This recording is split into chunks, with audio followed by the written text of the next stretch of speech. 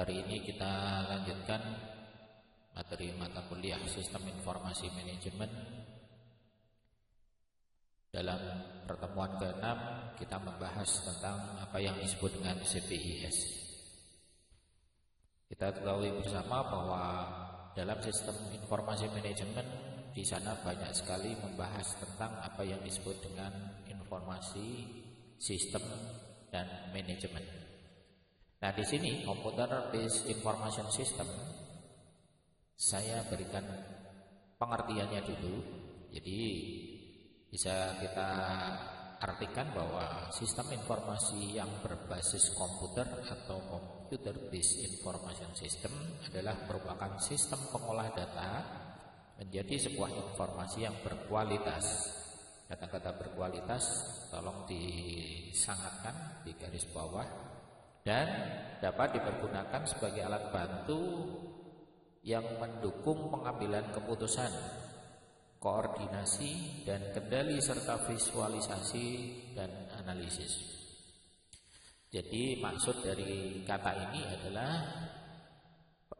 CPIS sendiri bisa digunakan untuk pendukung pengambilan keputusan, mengkoordinasikan antar bagian, mengendalikan serta memvisualisasikan atau mewujudkan dari beberapa koordinasi dan yang digunakan untuk pengambilan keputusan, dan sekaligus untuk menganalisis. Biasanya menganalisis ini untuk jangka yang agak panjang gitu ya, jadi kira-kira 5 tahun atau 10 tahunan. Jadi hasil daripada sistem informasi manajemen ini bisa digunakan sebagai pengambilan atau mendukung pengambilan keputusan. Ada beberapa istilah yang terkait dengan istilah CPIS, antara lain ada yang disebut dengan data. Saya yakin banyak dengan semuanya sudah paham dengan apa yang disebut dengan data. Nah, di sini ada pengertian yang agak berbeda, walaupun sebenarnya sama sih, cuma kata-katanya aja yang berbeda. Data merupakan deskripsi dari suatu dan kejadian yang kita hadapi. Jadi pada intinya data merupakan kenyataan yang menggambarkan suatu kejadian dan merupakan kesatuan nyata yang nantinya akan digunakan sebagai bahan dasar suatu informasi. Ya. Jadi bisa disebutkan kalau kemarin kita mempelajari tentang data adalah fakta-fakta dasar, ya kan sama ya. Cuma ini disampaikan bahwa ada beberapa deskripsi dari sesuatu dan kejadian yang kita hadapi. Di sana terlihat bahwa fakta-fakta dasar itu wajib untuk sebagai syarat data yang baik. Kemudian yang kedua ada pengertian yang disebut dengan informasi. Dengan semua juga sudah tahu ya informasi itu apa. Nah, di sini disampaikan bahwa informasi merupakan hasil dari pengolahan data. Jadi data yang sudah kita dapatkan secara fakta tadi diolah menjadi bentuk yang lebih berguna bagi yang menerimanya dan menggambarkan suatu kejadian-kejadian yang nyata. Ya, karena datanya nyata maka informasinya juga nyata dan dapat digunakan sebagai alat bantu untuk pengambilan suatu keputusan. Ya, karena data itu juga merupakan realita atau kenyataan, maka kalau sudah diolah maka akan menjadi sesuatu yang bermanfaat bagi pengambilan suatu keputusan. Kemudian yang ketiga adalah sistem. Ya, kemarin kita tahu kalau yang disebut dengan sistem adalah elemen-elemen yang saling terintegrasi untuk mencapai suatu tujuan tertentu, begitu ya. Tapi di sini kita lihat bahwa sistem merupakan entitas baik abstrak maupun nyata, di mana terdiri dari beberapa komponen. Nah, ini kata-kata beberapa komponen itu kan juga sama dengan elemen-elemen yang saling terkait. Kalau kemarin saling terintegrasi, sama saja satu sama lainnya, jadi saling terkait antara satu sama lain. Juga objek yang tidak memiliki kaitan dengan unsur-unsur dari sebuah sistem itu bukanlah komponen dari sistem tersebut. Jadi yang ada di luar daripada sistem itu maka bukan disebut bagian dari sistem itu. Kemudian yang keempat, sistem informasi. Pengertian sistem informasi apa? Sistem informasi merupakan suatu pembangkit informasi dengan integrasi yang dimiliki antara subsistemnya. Di sana sistem informasi akan mampu menyediakan informasi yang berkualitas. Nah, ini sekali lagi, kalau berhubungan dengan sistem dan informasi, pastinya informasi yang harus ditampilkan di sana harus berkualitas. Artinya berkualitas adalah tepat, cepat, akurat, sesuai dengan manajemen yang membutuhkannya. Jadi manajemen sebenarnya mengharapkan sekali bahwa hasil daripada sistem informasi itu sendiri harus berkualitas, harus berkinerja yang tinggi, harus mempunyai sesuatu yang tepat, cepat, dan akurat. Kemudian ada istilah yang disebut dengan berbasis komputer. Nah, mari kita lihat sistem informasi yang berbasis komputer berarti bahwa komputer sangat berperan penting. Ya, kata-kata komputer berperan penting disangatkan dalam sebuah sistem informasi. Artinya adalah penerapan sebuah sistem informasi memang tidak harus menggunakan komputer dalam kegiatannya. Jadi kita lihat ada beberapa sistem informasi yang tidak menggunakan komputer, tapi masih manual begitu. Tapi dalam prakteknya sekarang saat ini apalagi ya, bahwa tidak mungkin sistem informasi dapat berjalan dengan baik jika tanpa adanya komputer. Jadi komputer merupakan suatu hal atau suatu barang yang memang harus untuk digunakan dalam sistem informasi. Sistem informasi sendiri yang akurat dan efektif itu akan sangat dibutuhkan. Dalam kenyataannya selalu berhubungan dengan istilah computer based atau pengolahan informasi yang berbasis komputer. Ya. Dan di era globalisasi ini dan sangat tingginya tingkat kompetisi antara beberapa perusahaan, ya. Jadi ada beberapa strategi yang dapat dilakukan oleh perusahaan untuk dapat memenangkan kompetisi itu dalam era yang sekarang ini. Nah, yang pertama adalah penguasaan teknologi untuk menghasilkan produk yang baik dan jasa yang baik atau jasa yang baik itu harus menguasai teknologi. Jadi barang yang baik pastinya akan didukung dengan adanya penguasaan teknologi. Semakin baik, semakin saya kira kalau yang namanya teknologi semakin lama semakin akan sempurna, semakin baik. Karena akan diperbaharui terus. Sehingga di sana betul-betul bahwa era globalisasi ini sangat butuh yang disebut dengan teknologi. Yang kedua adalah peningkatan kualitas sumber daya manusia. Manusia sendiri sebagai penggerak daripada sebuah sistem, maka dia akan selalu meningkatkan kualitasnya. Sehingga semakin lama semakin baik kualitas dari sumber daya manusia, sehingga nanti akan menentukan tingkat kompetisi dari sebuah perusahaan. Yang nomor tiga adalah marketplace yang tepat. Ya, pasar ya biasanya hubungannya dengan tujuan daripada produk yang akan dipasarkan itu mestinya harus sesuai, ya harus sesuai dengan barang atau jasa yang diproduksi oleh sebuah perusahaan, sehingga menentukan pasar itu adalah sesuatu yang penting dalam era globalisasi dan di sini menentukan kompetisi antar perusahaan. Yang keempat adalah terbentuknya sistem informasi yang akurat untuk membantu setiap pengambilan keputusan. Dalam manajemen pasti butuh yang namanya output dari sistem informasi itu sendiri, sehingga apa? Manajer atau ya manajemen tidak akan ragu-ragu lagi untuk mengambil keputusan di masa yang akan datang dengan adanya data-data yang akurat yang diolah dengan sistem informasi yang berkualitas. Nah, teman-teman semuanya, saat ini era teknologi informasi saat ini apalagi didukung dengan yang namanya CBIS. Yang terdiri di CBIS itu terdiri dari beberapa komponen. Di antaranya adalah sebagai berikut. Yang pertama adalah perangkat keras, yaitu perangkat keras yang melengkapi kegiatan input data atau memasukkan data, memproses data, dan output data atau keluaran data. Jadi perangkat keras itu digunakan untuk apa?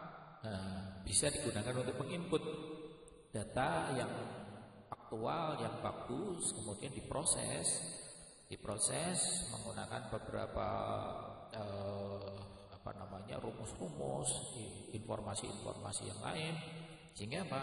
Menghasilkan output yang berkualitas. Sehingga perangkat keras ini diperlukan dalam CBIS itu sendiri. Kemudian yang kedua adalah perangkat lunak. Nah, kalau ini jelas ya, yaitu program atau instruksi yang diberikan ke komputer, atau istilahnya adalah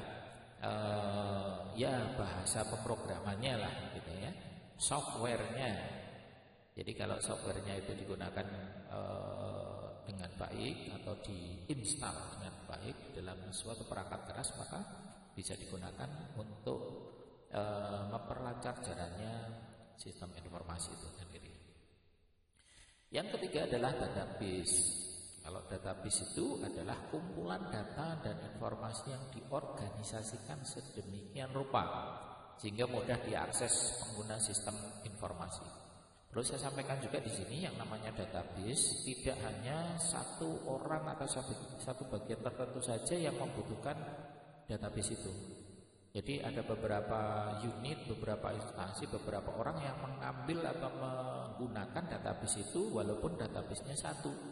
Sehingga diharapkan dalam penyimpanan database itu mudah diakses pengguna sistem informasi yang lain. Ya, jadi tidak hanya satu individual saja, tapi beberapa individual. Kemudian ada yang namanya telekomunikasi, adalah komunikasi yang menghubungkan antara pengguna sistem dengan sistem komputer secara bersama-sama ke dalam suatu jaringan yang efektif. Nah, ini ada beberapa pengalaman bahwa kalau di komunikasi ini kurang stabil, maka pengaksesan database akan menjadi terganggu. Sehingga ada beberapa pengguna daripada sistem informasi yang mengakses database ternyata kesulitan dalam mengakses database-nya. Ya kenapa? Ya ini, karena telekomunikasi atau komunikasinya ini tidak lancar atau tidak stabil, sehingga sering terjadi ya kalau umpamanya di dalam smartphone kita biasanya ada proses yang lama gitu atau loading ya istilahnya. Nah, dalam CBIS sendiri itu mengenal apa yang disebut dengan evolusi atau perubahan dari mulai awal sampai terakhir saat ini. Mari kita lihat bersama-sama. Pada saat evolusi CBIS yang pertama, kita lihat fokusnya pada data, yaitu pengguna yang menggunakan punch card dan key driven bookkeeping machine, yaitu mengaplikasikan di saat itu ya, seperti di gambar ini ya. Saya tunjukkan di dalam mouse ini. Dua orang perempuan ini sedang menggunakan punch card ini untuk apa? Nah, ini ada beberapa lubang-lubang yang di sana apabila kita membaca menggunakan mesin pelubang atau mesin yang digunakan untuk membaca ini akan butuh waktu yang lama. Sebab apa? Membacanya dari awal sampai terakhir baru ketemu datanya. Ya, jadi pertama kali yang fokusnya pada data ini, dia masih mengabaikan kebutuhan informasi para manajer. Jadi pada intinya yang penting pekerjaannya selesai gitu ya, untuk menginput ya, jadi masih jauh daripada keadaannya seperti sekarang. Aplikasi yang digunakan adalah akuntansi yang berbasis komputer. Ya, di sana disebut dengan pengolahan data elektronik atau EDP ya, atau data processing dalam istilah sistem informasi akuntansi atau accounting information system, digunakan untuk menggambarkan sistem yang memproses aplikasi-aplikasi pengolahan data perusahaan. Nah, di sana sistem informasi akuntansi menghasilkan beberapa informasi sebagai produk sampingan dari proses akuntansi. Jadi saya sampaikan, ya memang pada pertama kali CBS dilakukan itu fokusnya memang bukan ke manajer, tapi dia akan menyelesaikan pekerjaan, terutama adalah di bidang akuntansi, hitung ya, menghitung. Sehingga database-nya tidak terlalu butuh untuk bisa diakses oleh manajer. Jadi untuk kepentingan bagian akuntansi sendiri. Kemudian fokus yang kedua atau evolusi CBS yang kedua adalah fokusnya pada informasi. Nah, di sini konsep sistem informasi manajemen menyadari bahwa aplikasi komputer harus diterapkan untuk tujuan utama menghasilkan informasi manajemen. Ya, kalau yang pertama tadi belum memikirkan itu karena apa? Yang penting pekerjaan selesai. Nah, kalau yang ini fokus informasi ini memang sudah memikirkan tentang hasil daripada informasi yang didapat adalah ditujukan kepada manajemen. Nah, perkembangannya saat itu tidak mulus karena apa? Yang pertama kurangnya pengetahuan tentang komputer. Ya, karena memang minim sekali SDM yang menguasai komputer. Yang kedua adalah kurangnya pengetahuan tentang bisnis. Dan awamnya atau belum mengertinya apa yang disebut dengan spesialis informasi mengenai peran manajemen. Dan yang ketiga adalah peralatan komputer mahal. Ya, memang pada saat itu mahal. Ya, perlu Anda ketahui sendiri bahwa kalau komputer sekarang sih dengan nilai atau yang paling rendah itu 1 juta saja sudah bisa dibeli gitu ya. Kalau zaman dulu mau membeli sebuah perangkat komputer harus pikir-pikir karena apa? Harus satu-satu memberi komponennya dan lain-lain, sehingga nilainya kalau dihitung ya cukup tinggi gitu. Jadi dianggap bahwa peralatan komputer masih mahal pada saat itu dan terbatas, tidak banyak seperti sekarang. Dulu mau pesan komputer aja harus inden dulu kemana gitu ya. Digambarkan dalam sistem informasi bahwa komputer itu pada saat itu memang susah dicari lah, ceritanya masih langka. Kemudian kita coba lihat zaman waktu sudah gelombang kedua atau evolusi yang kedua itu, bahwa kalau persensi dari karyawan misalnya itu masih menggunakan RFID card atau kartu karyawan. Ya, kemudian setelah karyawan itu membawa kartu karyawan atau RFID card itu dibaca menggunakan RFID reader. Nah, ini yang terhubung dengan komputer. Jadi setelah di karyawan dibagikan oleh bagian sumber daya manusia biasanya atau SDM-nya, maka dia absennya menggunakan RFID ini. Kemudian setelah terhubung dengan komputer ini akan mengolah. Ya, pertama menggunakan aplikasi absen karyawan. Jadi tidak lagi secara manual menggunakan tanda tangan begitu ya, sudah menggunakan aplikasi absen karyawan dan database-nya tersimpan dalam bank data.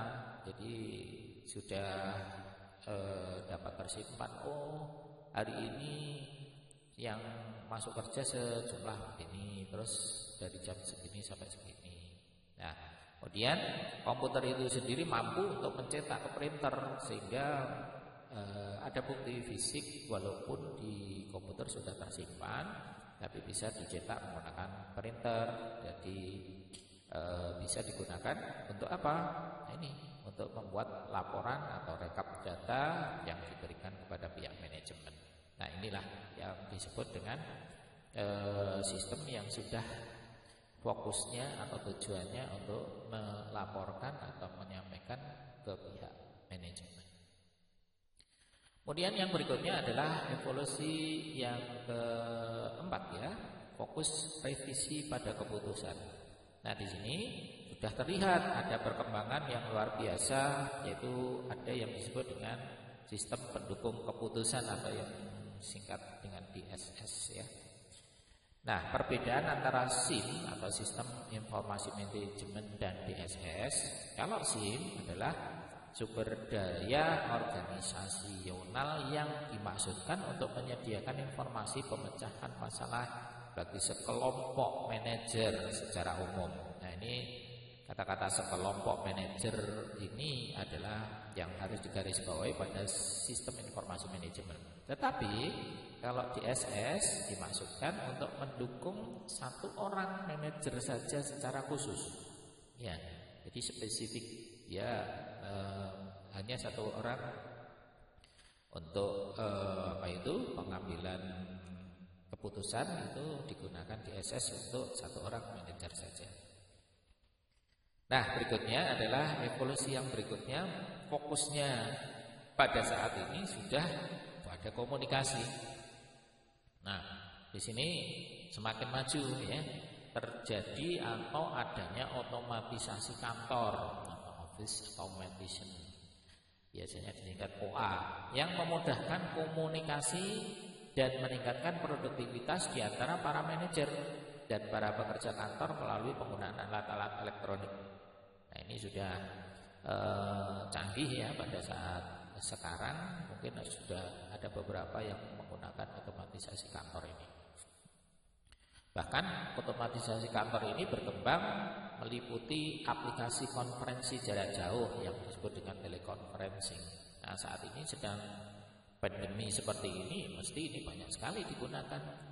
Meeting tidak mesti harus ketemu tatap muka, tapi harus atau menggunakan jarak jauh ya. Voicemail, surat elektronik, electronic calendaring, facsimile, transmission, dan desktop publishing ya. Sudah begitu majunya. Bahkan ini diilustrasikan, ada seorang accounting, departemen accounting minta kopi, tidak perlu harus datang atau membuat kopi sendiri, tapi dia memerintahkan lewat telepon untuk bisa ada mesin yang menyampaikan kopi, satu gelas kopi gitu ya. Ini ilustrasi saja ya. Jadi adanya otomatisasi kantor. Nah, kemudian yang berikutnya, evolusi berikutnya adalah fokus pada potensial pada konsultasi. Nah, ini lebih maju lagi. Kita lihat adalah perkembangan saat ini adalah penerapan yang disebut dengan kecerdasan buatan atau istilahnya adalah artificial intelligence. AI ya, artificial intelligence itu biasanya orang menganggapnya sebagai pengganti manusia ya, tapi apa bisa gitu ya, manusia digantikan oleh mesin. Tapi kita lihat ya, nah ini biasanya perkembangannya ini kecerdasan buatan ini mengatasi tentang masalah-masalah bisnis ya, bukan masalah yang lain ya. Nah, ide dasar daripada AI ini adalah bahwa komputer dapat diprogram untuk melaksanakan sebagian penalaran logis yang sama seperti manusia. Ya, jadi ide dasarnya berasal dari situ. Misalnya, kalau mamanya orang sakit, terutama yang berhubungan dengan kesehatan nih, orang sakit biasanya kan ada gejalanya, panas badan, pusing, muntah-muntah dan lain-lain. Nah, itu kan bisa dimasukkan ke database. Sementara kalau ada yang tanya, "Pak, saya pusing." Nah, berarti kalau sudah ada pusing, ada muntah-muntah, badan panas, oh itu gejala flu lah, misalnya begitu. Itu bisa diprogram dan bisa dijawab menggunakan peralatan komputer saja ya. Bagian khusus dari AI yaitu sistem pakar ya, yang disebut dengan expert system, yang saat ini paling banyak mendapatkan perhatian, terutama di yaitu dunia kesehatan, dan ada beberapa sistem yang lain yang sudah menggunakan AI. Nah, ini digambarkan pengetahuan manusia yang ada di sini akan dibuat sebuah ya problem solving yang akan dibuat logika lah gitu ya, inference engine, kemudian disimpan ya, apa yang dikeluhkan tadi kayak dokter tadi ya, disimpan dalam database, kemudian disampaikan dalam sebuah komputer yang nanti pemakainya ini akan hanya bertanya kepada komputer saja sudah ada jawabannya, daripada ketemu dengan dokternya misalnya langsung bisa dijawab lewat komputer. Contohnya itu, contoh kecil aja ya. Nah, kemudian dalam CPS itu sendiri kan yang paling utama atau yang penting adalah dalam model penyimpanannya, karena butuh database yang besar di dalam CPS ini ya. Nah, metode penyimpanannya ada dua macam ini ya. Dalam perkembangan sistem informasi diperlukan basis data sebagai media penyimpanan data. Kehadiran basis data dapat meningkatkan daya saing perusahaan tersebut. Penyimpanan data sekunder pada database ada dua macam, yaitu yang pertama yang disebut dengan SASD. Nah, ini Sequential Access Storage Device. Nah, ini model yang masih lama, yaitu suatu perangkat penyimpanan yang bekerja dengan cara membaca data secara urut. Jadi kalau misalnya saya menyimpan data berada di tengah-tengah, maka dia membacanya ya urut dari depan dulu set, baru ketemu di tengah ya. Nah, ini contohkan kalau membaca data secara urut dari awal sampai akhir tanpa ada kemungkinan melewati bagian tertentu. Jadi scanning dulu dari awal sampai terakhir, kemudian baru ketemu yang mana yang diinginkan datanya. Nah, ini akan membuat agak lama biasanya. Contoh perangkat ini adalah magnetic tape ya, kayak kalau kita melihat disket ya, kalau zaman dulu itu masih menggunakan magnetic tape. Terus punch card tadi, ada paper tape. Penyimpanan perangkat simpan ini sudah jarang dipakai dan relatif lambat, tetapi harganya murah. Perangkat SASD ini biasanya digunakan untuk membuat cadangan saja atau backup data dalam sebuah program. Nah, ini saya bisa contohkan, misalnya saat ini ada yang masih punya tape kaset gitu ya. Nah, kita kan nggak bisa langsung nyetel urutan nomor 3 gitu, kan harus dari depan dulu sampai ke 3. Beda dengan kita punya MP3 gitu ya, disimpan dalam sebuah flash disk, kita mau putar yang nomor 20 itu bisa langsung menuju ke 20. Nah, itulah contohnya. Kemudian yang kedua adalah yang disebut dengan DASD, Direct Access Storage Device. Nah, ini merupakan jenis memori eksternal yang mempunyai akses langsung. Nah, ini yang zaman sekarang sedang ngetren ya, contohnya seperti floppy disk, hard disk, yaitu yang flash disk ya. Ada beberapa removable hard disk, ada zip disk, flash disk, dan optical disk. Nah, inilah penyimpanan akses langsung, suatu penyimpanan yang mekanisme bacaan atau tulisannya dapat diarahkan ke rekod tertentu tanpa pencarian secara urut. Seperti pertama tadi, DASD memiliki mekanisme membaca dan menulis yang dapat diarahkan ke lokasi manapun dalam media penyimpanan. Nah, ini yang saat ini sedang banyak dipakai ya, yang ini ya. Jadi lebih cepat dan tidak butuh waktu yang lama untuk membaca atau membuka file. Oke, saya kira itu dulu mata kuliah Sistem Informasi Manajemen saat ini. Moga-moga dapat bermanfaat bagi Anda semuanya. Terima kasih. Mohon maaf kalau ada kesalahan dan kekurangan dari saya. Saya akhiri. Wassalamualaikum warahmatullahi wabarakatuh.